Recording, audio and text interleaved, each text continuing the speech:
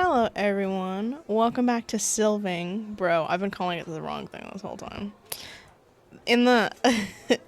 This isn't a good defense, but I'm gonna say it anyways. You ready? Okay. So, if you look at the main menu, it's so dumb. I didn't see this little line right here, and I thought it was a Y. And mentally I was like, I wonder why it's called Sylvany, but it's got a G at the end. I'm just an idiot. The answer is just I'm just stupid and I can't read. Anyways. So last time we were trying to get acclimated to like the town since we can't go back. So we're meeting his friends. We're meeting his friends. He's getting us involved in his life. Who's excited to be friends with his friends? What's that song from Shira? Friends with Friends or whatever. Okay, anyways. Here we are, the Golden Hills Inn. I've seen plenty of taverns like this in games, so I think I know what to expect. It's funny. They always had names like the Dancing Badger. I guess a world filled with beast folk names don't carry the same charm. What is it called again? What did he just say it was called? Golden Hills Inn. Yeah, I guess that's fair. Alright, let's head inside. This place isn't all dark. I follow the wolf into the building. It's just like how I envisioned it to be. The floor is made of cobblestone, as are the walls and the first floor. Interesting. The second floor is made entirely of wood. It has a mezzanine overlooking the activity below. Okay. This is nice. Everyone look at the art. Look at it. Ooh, look. Look at everything. Look at the wood. Ooh, floor. Look at this guy. What a happy little guy. Is he eating meat? Is that a horse? I've got questions. The columns are intricately detailed. Symbols twist and writhe across the patterns that are once alien and vaguely familiar to me.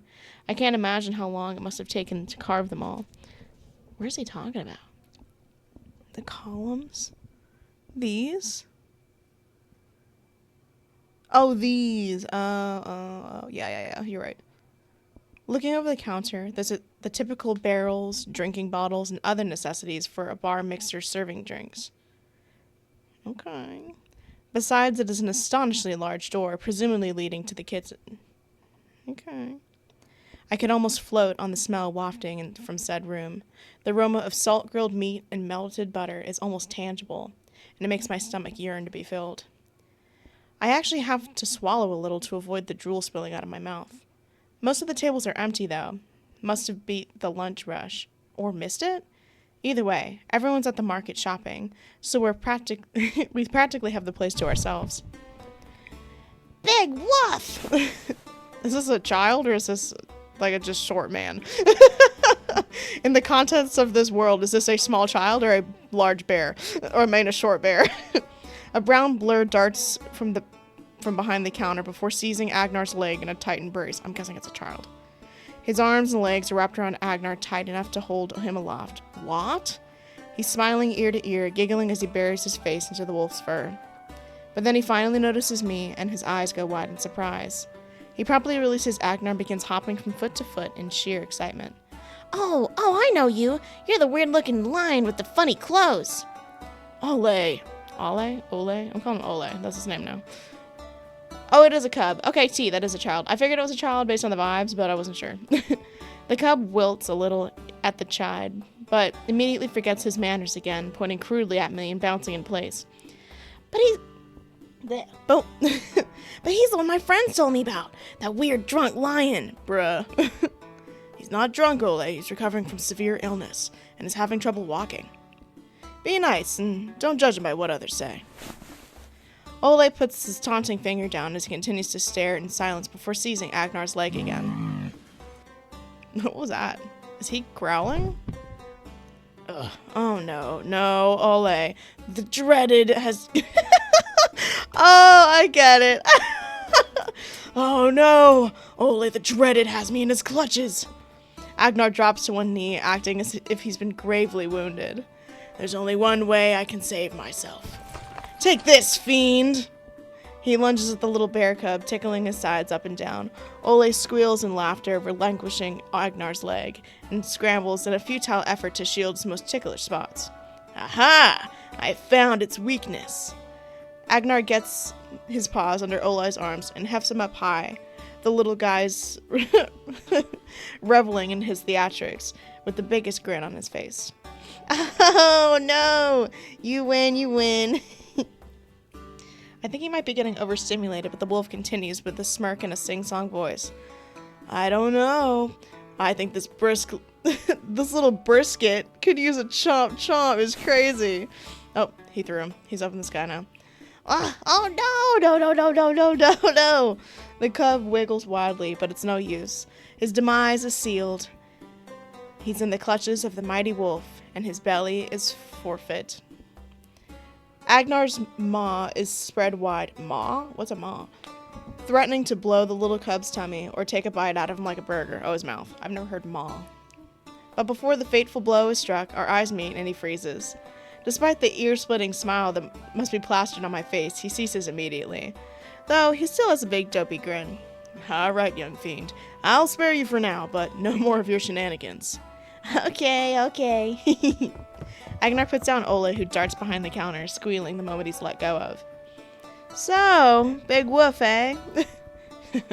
Yeah, he always calls me that, but I like it. That was Ole. He's Brum's cub. I don't know who that is. Brum?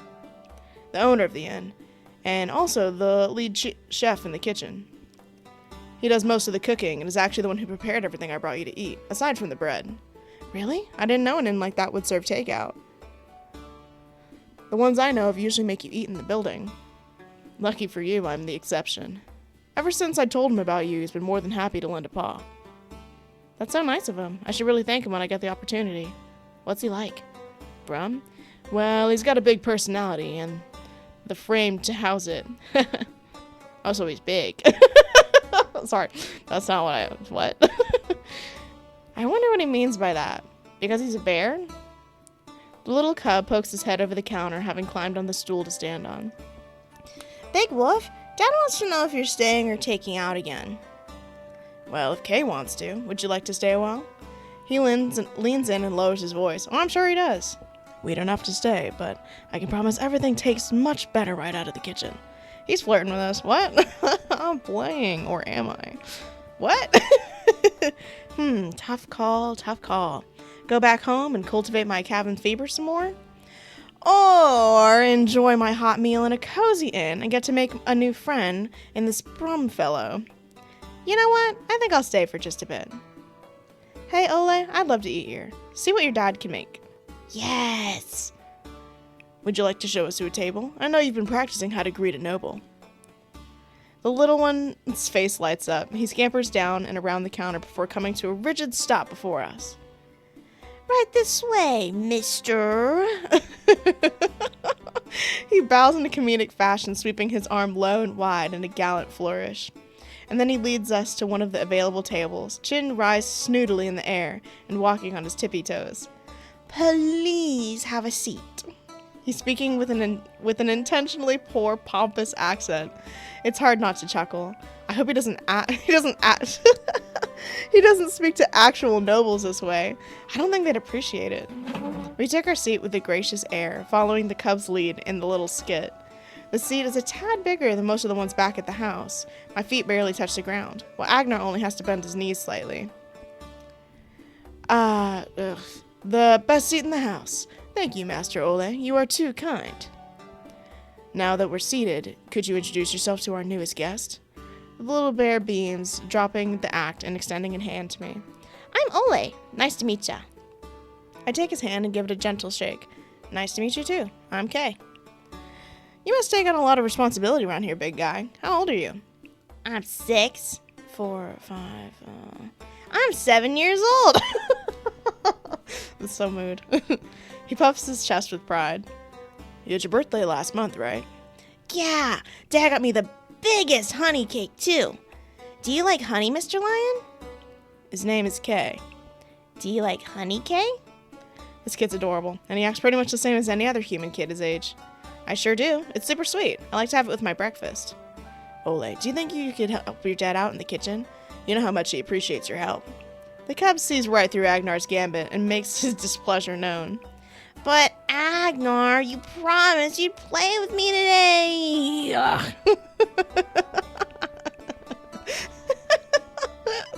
That's so funny to me, sorry. He hunched his shoulders and pursed his lips. A little more hurt look of betrayal could not be mustered. I know, I'm sorry. But I've been appointed this nice lion's guard. You know I don't shirk from my duties. Could you forgive me? But you're always busy. It's been so long since we last played. The little bear cub stares to the ground, paws pulling at the hem of his shirt, looking sincerely dejected. His eyes start welling up with tears, and his round ears droop pitifully. His lips pucker out, and he looks at me with the biggest eyes. Ah, God, my heart.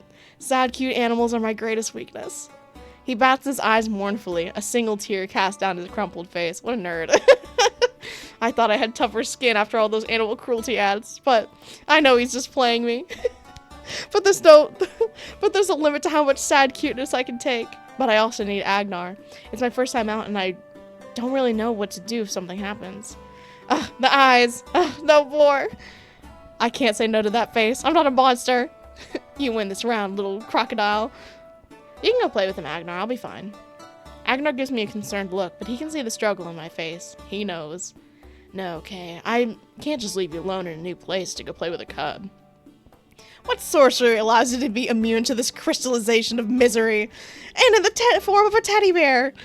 I grip my teeth, now spellbound to aid the cub in his quest. Come on, it's the middle of the day, and everyone saw me come with you. Who's gonna mess with me, right? I'll be fine. Before he can retort, I continue. Besides, you did promise him. Yeah, you and Dad always tell me it's important to keep your promises. You wouldn't want to set a bad example, would you? At that last...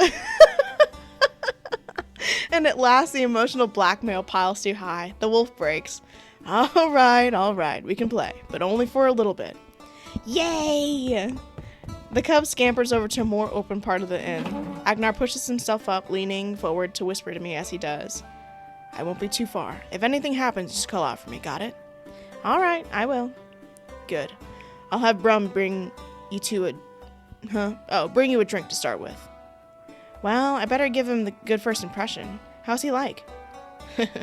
Brum's larger than life. His size might be intimidating, but I promise you he's a good man. He will like you. I have a headache. The playful pair make their way behind the counter into the kitchen. I can hear them talking, but I can't make out what they're saying. I lean back in my chair and just take in my surroundings. This is nice. The casual atmosphere, the quiet chatter of sparse clientele. It's like a quaint medieval spin on a family establishment you'd find back home. The tables are pretty close together though, so I imagine it's a very different vibe when the place is packed in the evening. But right now it's calm and relaxing. I can just laze back and let my mind wander. My eyes drift from table to table, watching 3 patrons eat and speak in a jovial manner. I catch some of them staring at me before quickly averting their gaze. I stop people watching after that and just stare down at my hands resting on the table, twiddling my thumbs. I've never been the subject of public interest before. It's awkward, but at least I don't seem aggressive or scared, just curious. My attention snaps back to reality. Oh my god!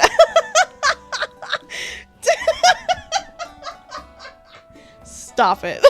Oh my god. Yesterday, my roommate told me that the name for... I don't know if it's a large hairy gay man or just a large hairy man is a bear. And I was like, that's crazy. And now I know. And now he's just a literal bear. And now that's just an actual bear. Anyways. My attention snaps back to reality when a proverbial mountain of fur comes towards me. That's crazy.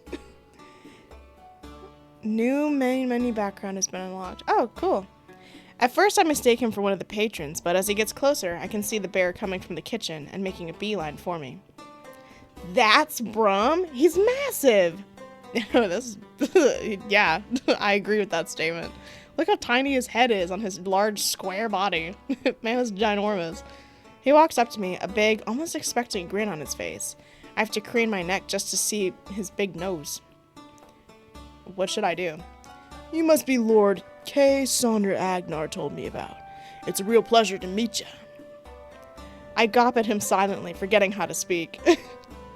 Agnar said he would be big, but I'm just a pebble compared to him. His arms are definitely thicker than the wolves, and his legs are actually the size of tree trunks. But I'd probably have legs like that too if I was hefting around a gut like that. What do these guys eat to get this enormous? He sets a tankard. What's a tankard? Before me on the wooden table. It's so small compared to the bear that I didn't even notice him carrying it. Was he carrying something before? No. Okay, cool. He just put his arm down. I swallow nervously, finding my voice again. You're Brum? My lips won't stop quivering. I try my hardest to not take off running from my seat. The one and only. I welcome you to the Golden Hills Inn. Wanted to give you a proper Dulcet welcome. Hope you're enjoying our town so far, my lord.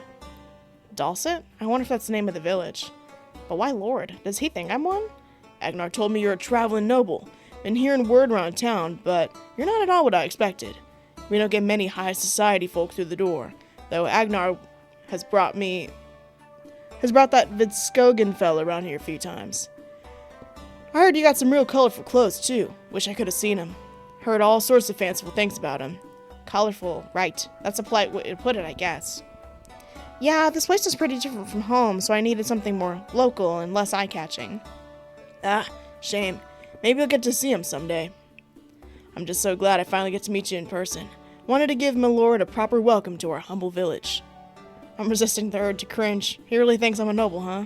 I'm gonna have a talk with Agnar about this. This was not explained to me at any point, and I've got no clue how I'm supposed to act. I heard you met my son. Real card, that one, huh? Hope he's not been too much trouble for you. I'd like you to meet my... Is that Gertrude? But she don't wait tables till evening. Real spirited gal, and a total heartstopper. She's the prized beauty of Dulcet. Daslet. Man, I've been reading that wrong this whole time. Why, half the men come here just to look at her. Helps the flow of coins, you know.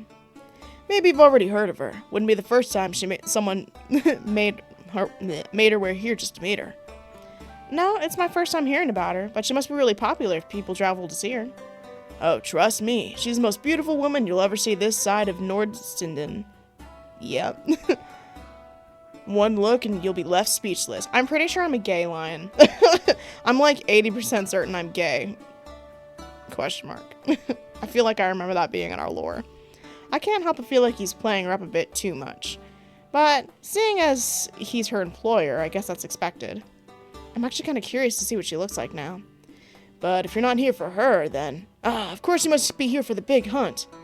No, really? I was just in the area. But I've heard of it. You know, I probably could have lied there. It is more... it is the more likely draw, and would excuse my presence. But then again, I don't know anything about it but the name. Traveling the world, eh? That brings back memories. Well, I hope your stay is good before you move along. Dulcet's a good place to rest for a spell. Speaking of, I heard our wolf is your new guard. How's he holding up to your standards? Agnar? He's great. Actually, no, he's wonderful. He's the one who found me in the woods and was looking after me when I was unconscious. He's done a lot for me since I woke up, and I don't know what to do. I tried to turn and run away when I was confused, but he found me and took me back to the house I'm staying in. I really like Agnar. I don't know what I would have done without him. That's our wolf. But, you must have been real sick, given that you were crawling out of the village the other day, or so I heard. Sheesh, is that how bad the rumors have gotten? I better change the perception of me before I'm stuck being the weirdo lion. Nah, I wasn't that bad. I was just having some trouble walking. Rumors tend to exaggerate, but I'm glad you're doing better. Without skipping a beat, the surprisingly curious bear resumed his line of inquiry. And now you're staying at that little lodge Agnar's been watching over lately. Lord Mikkel offered to let me use the house while I'm staying here. I can't say for how long, but I'll be staying for a while. So y'all be on... Y'all goes crazy. So y'all be a long-time guest, huh? Great. I hope you enjoy your stay then. Now, tell me what your pleasure is. I know nothing on my men... menu's gonna suit a noble's refined taste, but my kitchen is open to whatever you want to make. I'm not too picky, really. I'll just eat anything as long as it's good. You got it. The bear turns to go, but suddenly turns back to me before walking off. Just one more thing, my lord. Yeah? Treat Agnar well, alright? Why are you saying that like I'm his boyfriend? Sure, I will. Good to hear. And with that, he disappears into the kitchen. I'm not dating him. Can you back up? But I will be. What? I'm joking, guys. Be respectful. With the bear gone, I breathe a sigh of relief. I knew he would be a big bear, but not that big. I know, he took up like the whole screen. Bro was crazy with it. That went over pretty well, I think. For a moment there, I thought he would eat me or something.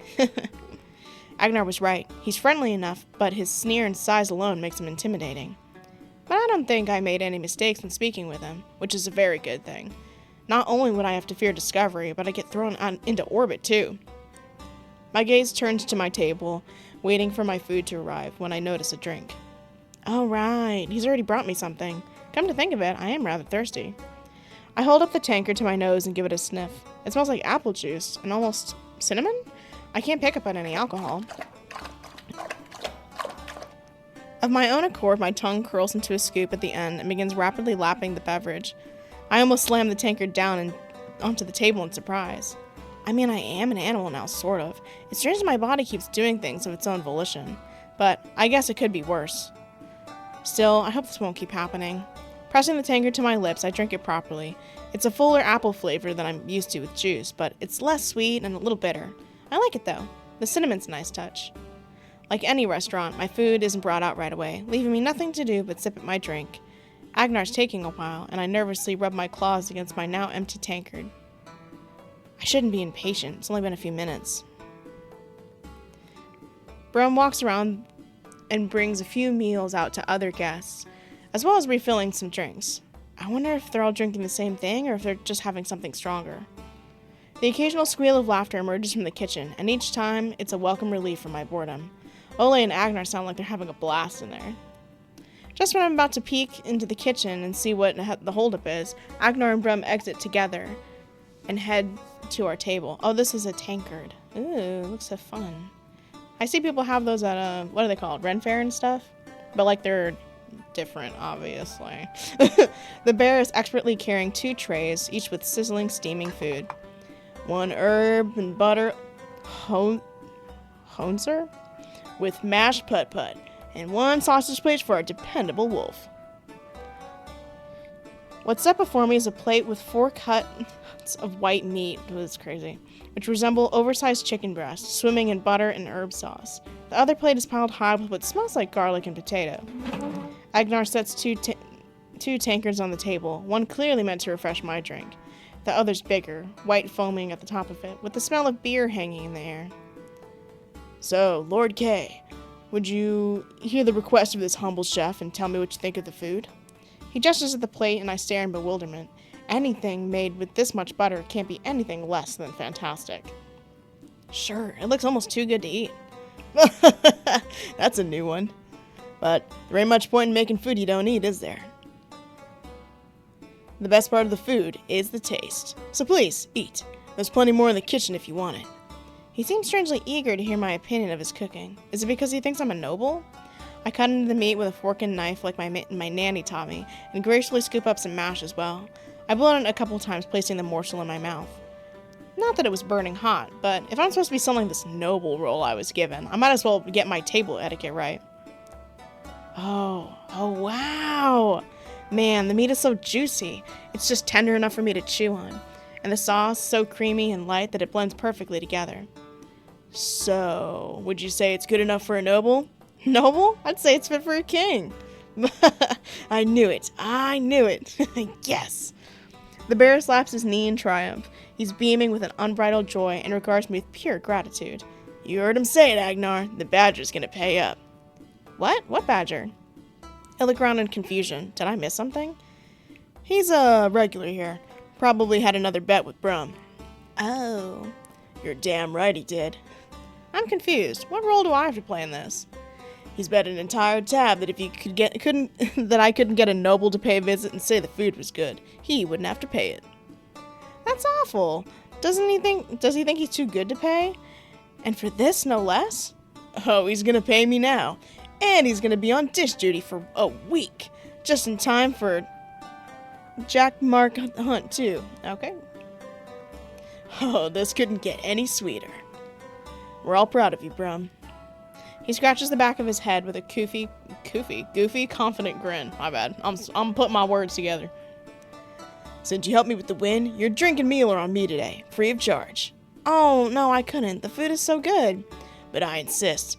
It's a token for putting you in our bet without telling. And I won't take no for an answer. I settle back into my chair and accept this spot of good fortune. I didn't even do anything. Just enjoyed the food and gave my honest opinion. The bear retreats to the kitchen, our gazes following him. Agnar then rolls his eyes and tilts his head in a playful manner, shifting his attention to me. That knowing smirk. You knew what he was after, didn't you? I had a hunch he was up to something, and he probably wanted to get to know you better, in his own way. And don't feel bad, that badger has it coming. He hasn't paid Brum a single crower in weeks. But things have gone well without an accident so far, so let's eat before it grows cold. I grab my fork and take another satisfying bite from the plate. The meat is juicy and washes over my tongue. And I try my hardest to savor every salty note before swallowing. It's so good.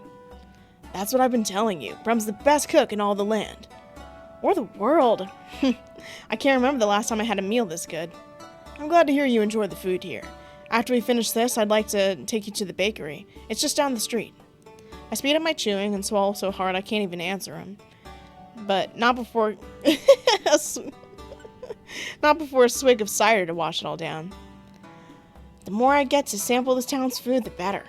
Which reminds me, Brum said something about enjoying Dalset? Is that what this village is called? He also can't answer right away on account of his overstuffed muzzle. He, too, rushes his eating and chugs his drink. Yes, this is Dalset. A fine place to settle down, don't you think? Are you asking me to settle down with you? I'm playing. I'm joking, guys, it's a joke. I'm kidding. I would never... What? It is so far, yeah. It's so different compared to where I'm from. It's a lot more rustic. Rustic? Old and worn, exactly as the name implies, but in a positive way. Still, he'd probably take it the wrong way. It means it has a lot of character. You know, quaint. Ah, that's good to hear. We both resume our mutual tasks of consuming the mountain of food before us. The work drags on, both on account of the scale and how slowly I want to make progress. I look up at the big wolf and wondering how well I'm able to gauge things based on appearance. That snake's gender was kind of hard to read, as was Ole's age. Yeah, I thought it could possibly be just like a really short bear. How old are you, Agnar? I'm 31 years old. 31? Sorry. What are we, 20-something? 20... How old did it say we were? 24? Something like that? Born in the cold month of Kulden. I don't know when that is, buddy. Oh, we're 25. Oh, your document said you're 25. Is that your actual age? Yeah, that's actually how old I am. Mikhail said we should add some truth to the registration to make it easier to remember. A wise decision. Do you think the years work the same, though? I mean, our years could be different, or the lengths or something? Not to mention the rate at which we age. Good question. When does your kin come of age? Do you consider your bodies to have fully grown... When do you consider your bodies to have fully grown into adulthood? Well, it's about when we turn 18. Legally, adulthood can vary based on, like, the region, but that's when we stop growing. Well, at least height-wise. I pat my tummy to emphasize the joke. How old do you guys get? What's the average life expectancy, I mean? It can vary for some races. Some with more or less to go on, but for most of us, and as a wolf myself, we can get to be about 80 years old. That's about the same for us. 70 to 90 usually when our health is good. So I guess we must have a similar age range to you guys. It must be. That's quite the coincidence. Yeah, who knew? Boy, what are you two doing? I don't see any clean plates. You ain't getting any younger watching it go cold, so quit chewing your words and get back to chewing my gourmet cooking.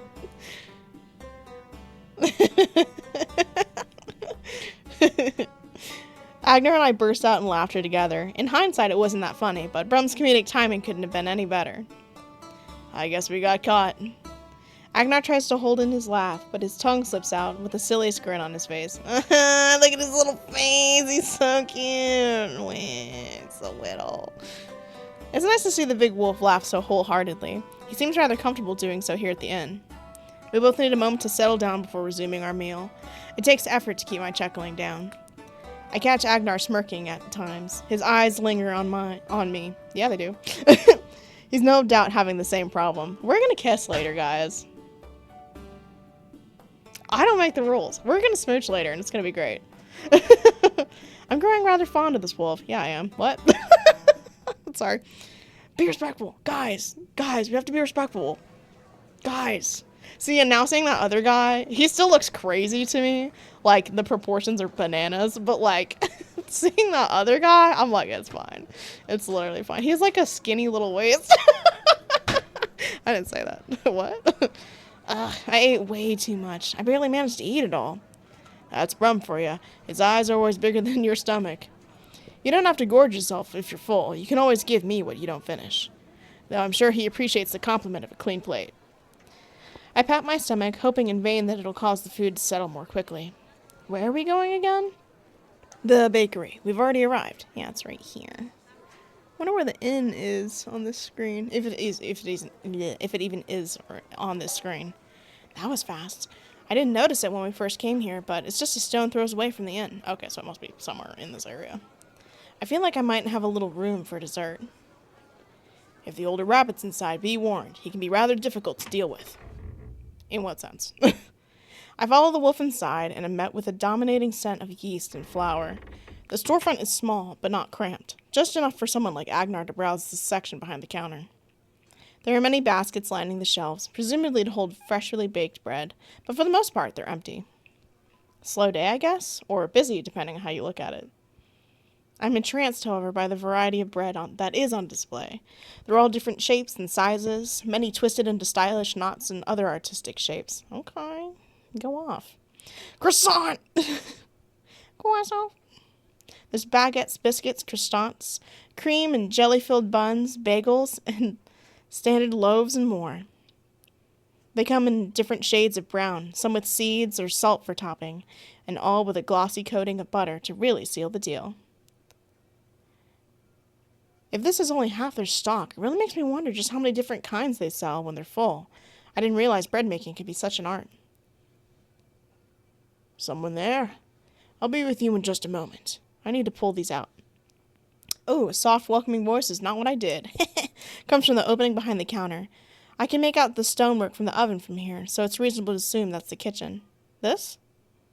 Oh, look, it's like a little pizza thing. And a broom. Everyone look at the art. Ooh, ah, I forgot to do it. Look at it. Ooh, ah, look at it. Ooh, wow. There's a shuffling and a hinge creaking, the clattering of utensils and the sound of something being placed down, quickly followed by the sound of bounding footsteps. Oh, what a cute little bun. That's cute. Out from the back room, comes a gray rabbit. His big floppy ears rest lazily on his shoulders, with one draping over the front. Is it? Oh, his ears are pierced. Look, that's so fun. He's wiping his hands on his apron, cleaning off the traces of flour, or at least trying to.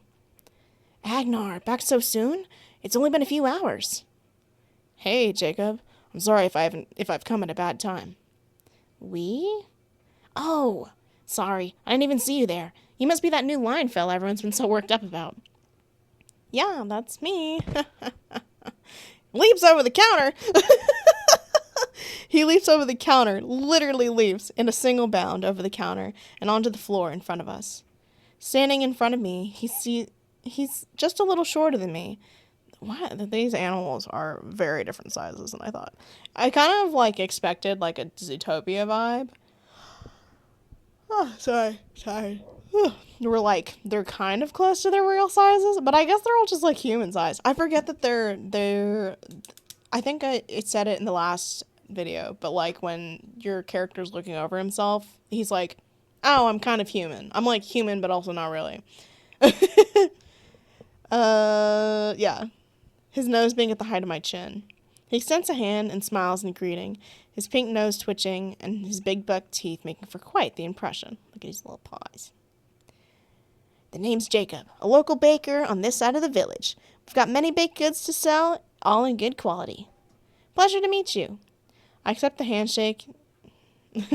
His hands are quite soft, with some sticky flour wedged between his beans. Oh, that must be so awful to get off. Agnar said he would be a difficult one, but he doesn't seem bad to me. Let me introduce you, Lord K. Sandra. He's a recent arrival in the village, and will be staying for a while. His nose twitches again, reassessing me with renewed interest. So, you're a noble? I guess I am. No one told me that. Oh, great. This again. He is, but the family name doesn't go far. He's from Shallenhof, and he claims to be... He's traveling to make his own fortune. Hey, Agnar, read my thoughts? Maybe you could run this by me before inventing new details about my cover story? First I'm a noble, and now I'm a fortune hunter?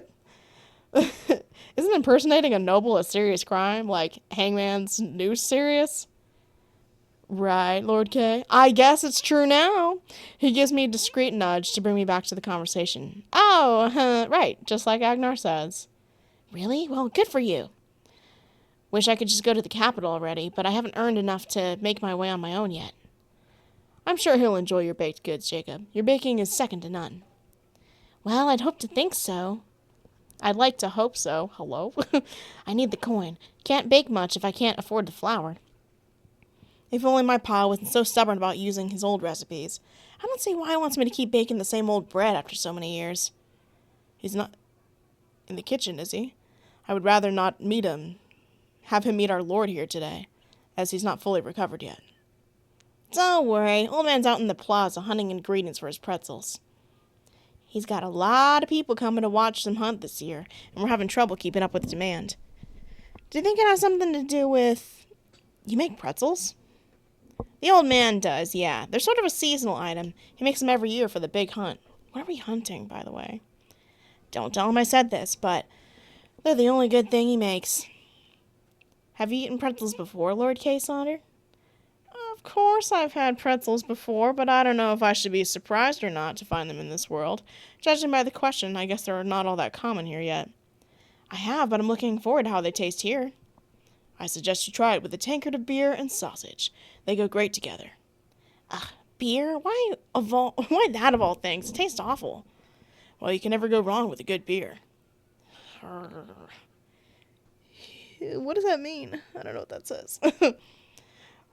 While they're busy chatting, I invite myself to roam the rabbit selections. This is probably the bakery where I've gotten all the bread from. Oh, but you must be here to shop. What would you like to buy? I'll just browse a little first. Give me a minute. There's not much left, I'm afraid. The next batch won't be ready until tomorrow morning. Still, I hope you can find I hope you'll like what's left on the shelves. I look around, appraising the offerings with temptation to taste them all, until my eyes land on a particular batch on the far right. The rabbit follows my gaze and flinches where it lies. No, those ones are not for sale. Oh, what are they? What bread? What is it? Huh? Why not? Come on, Jacob, they're not that bad. Not that bad? He hops back over the counter with startling dexterity before pulling the familiar-looking brick from the baskets. Need I remind you? He knocks on the wannabe bread. He knocks the wannabe bread on the counter and makes a sharp knocking sound, and I get the horrid feeling that I might have consumed literal rocks the other day. The brick is stagnant and doesn't even flake or crumble from its harsh treatment. Pa hasn't changed this recipe once since taking over this bakery. I am not selling one of his bludgeons to a noble. Isn't that the same one you gave me the day that we met? Agnar, please tell me you didn't give him this one. 2, actually. Jacob looks absolutely horrified, abject terror draining all the color from his face. It's like the world is ending before his very eyes. Well, you weren't here at the time and your stock was all sold out. Oh, the days. To take time off work. He's not even trying to hide his frustration. He's digging his fingers into his scalp, scratching as if descending into madness. But he recovers quickly, taking a deep breath and collecting himself. No, it's fine. If his bread was the only one available when you came in, I can only blame myself. I think it's fine. We're fine. It's literally fine. It's just, I take this very seriously, and with most nobles, you only get one chance to make an impression. No offense, my lord. It's all right, none taken. Yeah, I know. That's exactly why I brought him that pie, so he could get a taste of your best. At last, a light of ray. At last, a light. A ray of hope breaks through the dark, stormy night. Bro's crazy. I know that we're supposed to be like some fancy noble, but bro, you're fine. Oh, that's why. I was confused. You said you didn't even care much for my apple pie, being too sweet and all. Wait, you made that pie? I did. It was my own recipe, made with my own two paws. Did you like it? I loved it. It was so sweet and cinnamony. It brought back good memories. The rabbit's chest swells with pride. You really think I wouldn't be looking out for you? I think you owe me an apology. Oh, you give a noble stale bread. At best, this puts you back to even. Sorry, Agnar. It's not your fault. I overreacted. I'm just on edge because of everything that's going on. So many are coming this year, and a noble might finally take notice of my baking. It's gonna be nuts for a whole week, and I really think this could be my big chance to impress someone that might become their personal baker. Oh, that's cool. I'm just so afraid of screwing this up. Jacob, you're the go-to baker in Dulcet. You're bound to get noticed eventually. I've said it 100 times. You'll get your chance, and they must be blind if they can't see the amazing work you do. I know you're right. It's just been tough lately. I don't have the time nor the coin to make new desserts to really impress people. Most of what we earn is spent on the same old ingredients. But I'll manage. I could try workshopping one of my old recipes and see if I can improve on it. He takes a big breath and the smile coming back to his face. Then he seems to remember this isn't a purely social visit. Ah, right, sorry. Forgive my ramblings, you're a customer. Did you decide on what you wanted, my lord? Ugh, I hate this. Being called a lord is too weird for me. But I grin and bear it, and to keep up the act. Not yet. It won't take much longer. I really didn't think about what I wanted before coming, and after the heavy brunch we just had, I'm kind of full up on food for now. But I don't want to leave without buying anything. I don't want to come off as rude. Maybe I should just get something for later. It'd be nice to have bread in the house, just in case. I look over to the shelves one last time and decide on 3 big, fluffy pieces of bread. I assume that they're the edible versions of the loaf brick, and there's some sort of seeds looking interesting. Try. I'll take those in the corner. 2 of the darker ones on the shelf above it. Great choices. They're my latest creations. I gave them just a hint of a rotor spice, and grinded some seeds to give them a subtle kick. Not many have taken interest in them yet, but I know they'll be more popular as time goes on. I just know it. With a smile, Jacob collects from the baskets and places them on a spare linen on the counter. He wraps them in quaint little bundles and with a length of twine to hold it in place. That'll be 6 kroner. Agnar retrieves the rabbit's pay from his pouch and exchanges it for the parcel. 6 shiny silver coins put into the rabbit's hand. I hear the door open behind me and a slender squirrel makes their way into the now somewhat cramped store. Well, back to work. Can't hold up the customers. It was a wonderful meeting you, Lord Kay. I'd love to talk more some other time. You better tell me why you've been lying to me about what I'm supposed to be. With the linen bread in Agnar's hand, we make our way out and back onto the street. Jacob seems like a nice guy. I can't say I've met someone who loves baking quite as much as him. He really does love his trade, puts his pride in what he bakes, and always tries new combinations. Jacob is a big dreamer, always hard at work. He told me many times he'll move out of the village onto a bigger, grander thing someday. That must be a big step to take. He really does seem like the kind of guy who gives his all. It's one of the traits I've always admired in him. I hope his dreams come true. Someone working so hard deserves it. Yeah, he does. Agnar smiles. It's a weak one, but there's an undeniable hint of sadness underneath. You did great today, Kay. For your first true day here, I don't believe it could have gone any better. Even when I was away with Ole, you managed on your own just fine. You even managed to impress Brum. Is he hard to impress? Well, no. It was how you talked to him without trouble. You did great. Now that this step is over, it's high time we work on your coordination. I raise a brow. I thought I was walking well enough. I haven't had trouble keeping my balance today. Is it really all that bad? It's better than your first day, but it's still pretty awkward. It's obvious you have trouble looking natural on your feet. My confidence drains a little at hearing that, but being fully adapted here in one day would be pretty impossible. Or as Ole called me, a drunk. That too. But you'll have to wait for tomorrow. It's getting late. We'll go to the training grounds to see how to improve your posture. We can just train in the house. That's kind of crazy. But I also like being at home. Bro is stir crazy, and I'm like, I love my house. Training ground? I'm gonna get trained by a woven warrior? That sounds cool as hell. I wonder what sort of training he'll put me through. Walking across logs, suspended water? Some sort of obstacle course I have to run through, like in the movies? That's dramatic. Maybe there's even a secret technique that can only be wielded by lions. The more I think about it, the more excited I get about this whole animal man life. Maybe I've even got superhuman strength due to my new primal body. I can't wait for tomorrow. By the time we're back to the house, the sun is setting, giving it an orange glow. Fewer people are walking through the streets, as most of them are probably on their way home. He's still knocked out, bro. He is gone. The kitchen is just as we left it, shutters closed with Mikkel just dead at the table. I whispered to Agnar to avoid disturbing the sleeping fox. Should we wake him? He doubtlessly has official duties to attend to at home, so we'd better do it for his sake. The wolf walks behind the fox and gently massages his back. He coos in a soothing voice, trying to wake him gracefully. Lord Mikkel, you have to wake up now. It's late. I'm up! I wasn't sleeping, He leans forward and rests his weight on the table, nearly fainting again. He stares bleary-eyed at Agnar and me. Oh, you've got your new clothes. How nice. Yeah, Agnar picked them up for me. I know you paid for them, so thank you. Agnar opens the shutters, letting sunlight in the room. With great effort, the fox pulls himself to his feet. He teeters over to the stove, looking quite like a zombie, and looks around in confusion. Tea? Sweetener? No? You probably left the... Oh. You probably left the sweet leaves in your study again. I'll get them for you. The fox grumbles, digging through the various pockets until, with an aha, he withdraws a small key ring. He entrusts it to the wolf, who quickly bounds up the stairs.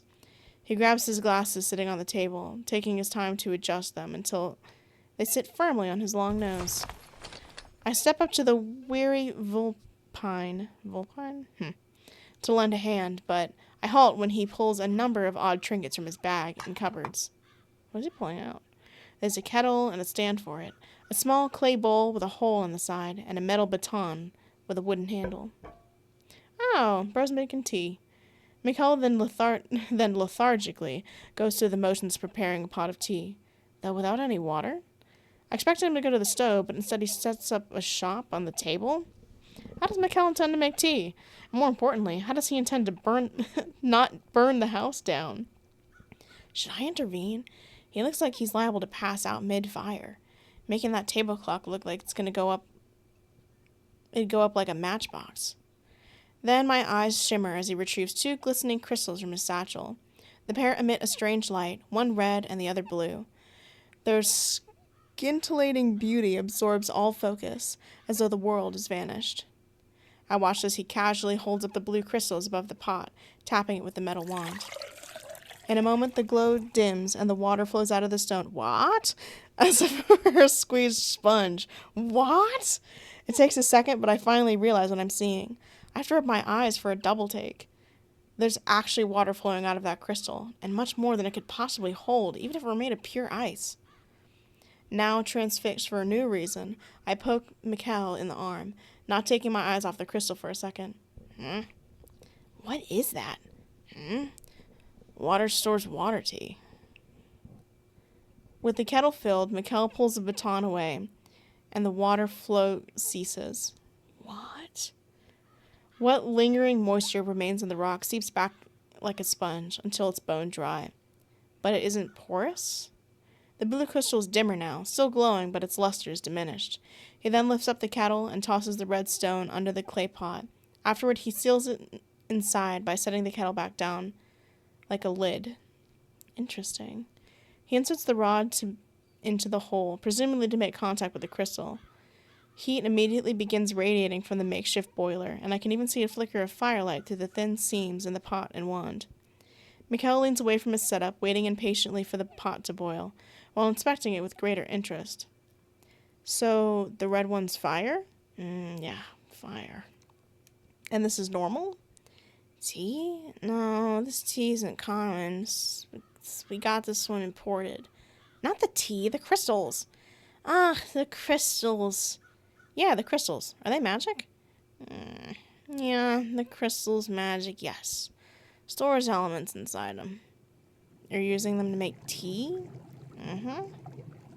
He fetches the tin from the pack and scoops it out with a silver teaspoon. A few clumps of what appears to smell like black tea. I study the arrangement he's got going on here. I can't believe it's real. Wouldn't it be easier to just put the crystal directly in the water? Probably. But I'm trying a few different approaches. See if I get different results. I want a better understanding of how these crystals work. Huh. I just keep staring. In less than a minute, the steam is erupting from the kettle's spout. Mikhail pulls the baton back out, as the teapot is threatening to whistle. He sets the rod down before moving the kettle aside. I lean over in the red stone inside to see the red stone inside the clay, having a dull red color and no heat emitting from it. It must have run out of battery, like the blue one did with the water. I thought you said you didn't have any other witches' relics. What about these? What do you mean? The glowing rocks? Why can't we find a way to open the gate with them? No, these aren't relics. They're elemental crystals, naturally occurring. While I try to wrap my mind around what I just heard, I watch as Mikhail pours himself a cup of tea, stirring it to cool it. He's about to sip when his face sours, evidently remembering it isn't sweetened yet. Our conversation is interrupted by the heavy footsteps of the wolf descending the stairs. He presents the fox with a glass jar, packed tightly with whole leaves inside. Your study cannot remain as it is, Lord Mikhail. It's such a disorganized mess, I could barely find the sweetener. Yeah. The fox disregards him completely, focused entirely on finishing his brew. He retrieves several dried leaves from the jar, far more than is likely necessary, and crumbles them into a powder over the teacup. Once satisfied by his sugary beverage, he indulges in a satisfied hum. Is he always like this when he wakes up? Before he gets his tea? Yes. The fox demands silence for his reverie, and Agnar and I just wait, awkwardly, for him to finish. He's taking long, deep, greedy sips, and then he goes for seconds. I cannot believe he used actual magic rocks to make tea, of all things. Why is he so hung up on witches if he's got stuff like this lying around? Now that hits the spot. After downing his third round, he sets down his cup and slaps his face to banish any lingering fatigue. A wide yawn and a stretch, and he finally regards us. So, what did you two get up to while I was resting my eyes? When I get you. We've just returned from visiting 2 locations, the inn and the bakery. We've assessed how well the charge adapts to new environments, and his ability to familiarize himself with strangers. The civilians have witnessed the charge acting in a natural fashion, and I believe apprehension of his first presence is already fastly waning. Excellent news. Getting out and satisfying the public intrigue. A very good plan, Sir Agnar. Mikhail is slowly swaying to keep himself straight by leaning onto the chair. So, we're just going to ignore the magic rocks that can make literal fire and water? Now a bit more awake, the fox seems to catch on to the reason for my interest. Ah, yes, magic crystals. They are wonderful. They can do so many different things, but we only know of 5 or 6 types that are any practical use. He fishes out the red crystal and brandishes it to me. Do these interest you? They're literal magic, of course they do. Wonderful. I'll bring some by tomorrow, and we'll add them to your curriculum. Curriculum? As in I'm going to have to study? Yes. We have so many things to teach you about our world and our ways. Did Agnar not inform you? He did, but then you fell asleep instead of doing your job. What? All right. He may have mentioned that before we left the house. I'll provide you with a robust education about our history and ways, manners, myth, politics, lineages, creeds, geography, agriculture, ceremony. Yes, but what about magic? It's my first time seeing it. Of course, I'll teach you all we know about the magic crystals. During our lectures, you'll be able to ask me any and all questions as they occur to you. The fox smiles. There he goes. Eyes closed with a subtle grin. Initially, I thought he was satisfied with his spiel, but he's swaying again. I'm worried he's fallen asleep while standing. I don't think a few cups of tea is enough to counter 2 days of near constant work. Not to mention he's only had a few hours of sleep. Are you sure you're all right? I am astounding. Thank you for asking. Just give me some time and I'll be right as rain again. Now tell me, how was your first day out in civilization? Well, it started with the clothes. Agnar took my measurements and we went to get that sorted for me. Oh, I did forget that was like technically the beginning of the day. I was worried I was going to rip them at first since I still can't control my claws, but Agnar clipped them for me, so I... He what? He got me new clothes? No, after that. What did he do after you received your new clothes? He trimmed my claws? He looked mortified and rounds the wolf. How could you do that? Why in Elder's name would you have them trimmed? They were immaculate. And more importantly, why didn't you wake me so I could document it? Huh? What a terrific moment to miss out on. I can't believe the luck. He furiously mixes up another cup of tea, gulping it down in one go. Did anything unusual happen? Did his powers flare up again? Is he hurt? Did he tear down the house? The house is still standing, so obviously you know the answer to that one. Lord Mikkel, calm yourself. You've missed nothing. It was just a claw trimming. But we can't be sure of that. What if the aster twisted around him too subtly for you to notice? Or there was a reaction that required specific instruments to detect? This is going to vex me all day, all week. He's pacing around the room, looping around the kitchen. And the wolf in a figure 8. He scratches his head so much that the fur flies off. And then he holds up his hand expectantly of the wolf. Clippings, now. It might be too late, but I need to study them while they're still fresh. Ew. I did not collect them. They are normal claw clippings, nothing unusual about them. Mikkel looks away from the big wolf, a gasp of indignation that escapes beyond his theatrical. They are Sylving claw clippings, a transmortified into new form. There's nothing ordinary about them. I don't care what you've done with them. I must have them immediately. They're upstairs, on the vanity. I neglected to discard them. And just like that, the fox is dashing up and out of the kitchen. We can hear him scuttling around above us, creating far more noise than seems appropriate. I hate to tell you this, guys, I still don't like that fox. The fact that he's still treating me like a science experiment is really fucking annoying. With our eyes glued to the ceiling, I tilt my head towards Agnar. He can't be serious. I'm afraid that when it comes to his lordship's curiosities, he's always serious.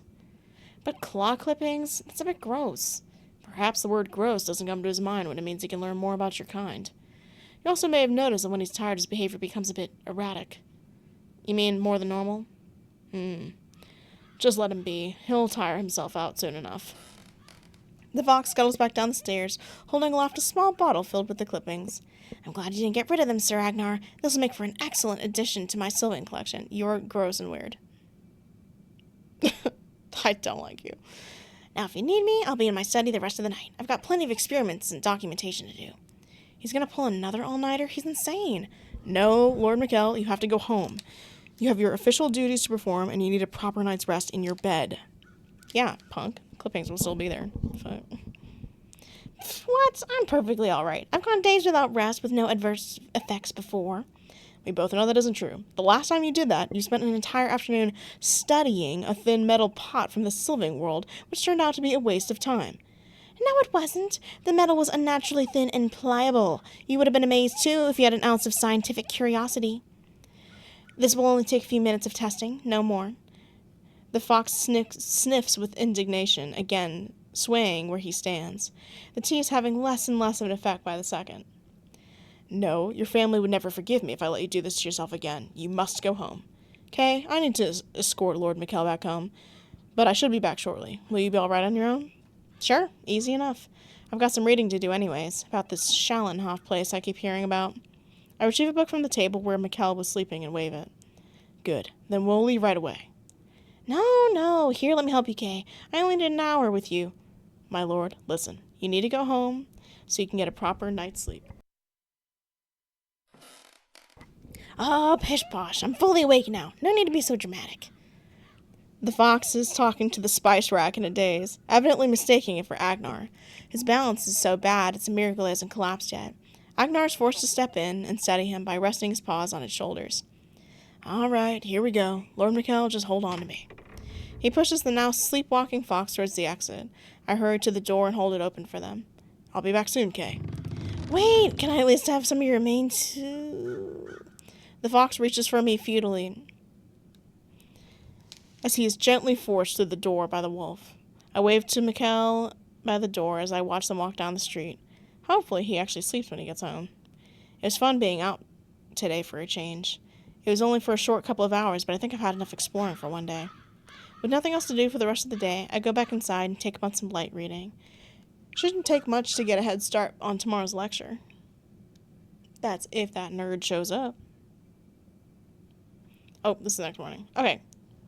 So, right on the money. Let us... How do I pull up the thing again? Yeah, go crazy. Okay, so we're going to stop it for heal. Yeah, go crazy. Oh, well, I didn't mean to do that. Hopefully it's fine. Anyways. That was crazy. I don't like the way he treats the character. He's very science experimenting. I get he's like some nerd or whatever, but like, I don't know, it's weird. Anyways. I am so curious. I want to play more, but I'm kind of eepy, so I'm probably going to stop. But I had fun, and I hope you had so much fun. Maybe as much fun as I had, maybe even more. And I'll see you all next time. Bye.